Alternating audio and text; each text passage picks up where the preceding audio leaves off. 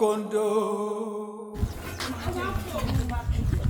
orí bá ti rẹwà débẹ̀. ilé yìí àwa ti ṣe finishing Scorpion tó jẹ́ igbákejì mi ó ti fẹ́ ṣe finishing mo ní kó filẹ̀ ìwọ wa ń gùn mí gíragíra. àlàyé ńlá bá mi ìdọ̀tí lélẹ́yìí lẹ́yìn ọlọ́run ló tún kàn lẹ́yìn ọlọ́run ìwọ ló kàn bá mi tuwáìlì gbàfọ́gẹ̀ kò lè lọ́dọ̀ lọ́rọ́ sọ ìwọ ló kàn sẹ́ bá mi ní sì bá mi kò sọ̀rọ̀ máa ti máa sọ̀rọ̀ lọ́dọ̀ ṣe kiri ti kọ́kù tuwáìlì ìdọ̀tí lélẹ́yìí. tuwáìlì àgbà ìfúnná gbọ̀ngbò ọkọ̀ rẹ̀ bẹ́ẹ̀ ni bàbá tuwáìlì àgbà. kò sí problem. ìdọ̀tí lélẹ́yìí. ẹ̀yin bọ́ ìbàjẹ́ ẹ̀sùn máa bí. ìdọ̀tí lélẹ́yìí. máa fọ sọ̀rọ̀ ọmọ ayé ni wá ṣó ti yé yín sìn. jáde ìwọ̀jọ̀ wà kára lọ.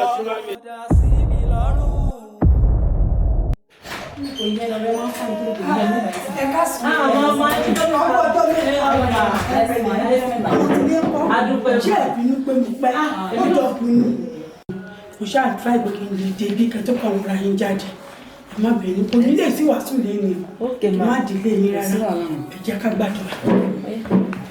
Ọlọ́run a dúpẹ́ lọ́wọ́ yín o a gbé yín ga o tó rẹ̀yìn lolúwa olúwa ẹ gbọ́ ọpẹ́ wa bẹ́ẹ̀ bá ṣe ń jáde láyọ̀ tí àwọn wọlé láyọ̀ olúwa ẹ gbà yín wá lórúkọ Jésù Kristu la wá wà pẹ̀lú ẹ̀rọ wa bá ṣe wá máa gbọ́ táwọn máa bọ̀ àbò yín kó dájú lórí wa ilé wa kó rójú kọ́nà wa kó ráyè káyé bá ti ṣe o àrọ́nà gbégbá ọkọ̀ ọba àdáàbá kó má ṣe gé wa lẹ́sẹ̀ lórúkọ Jésù Kristu olúwa wa àmín àmín àmín lórúkọ Jésù Kristu.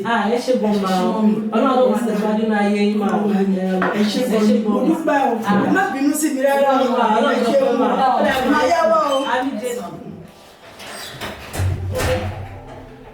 tọ́lá ni kí ni kò ń mi lójú o. kí ni kan náà. ṣé mọ́mí Elizabeth ló jáde.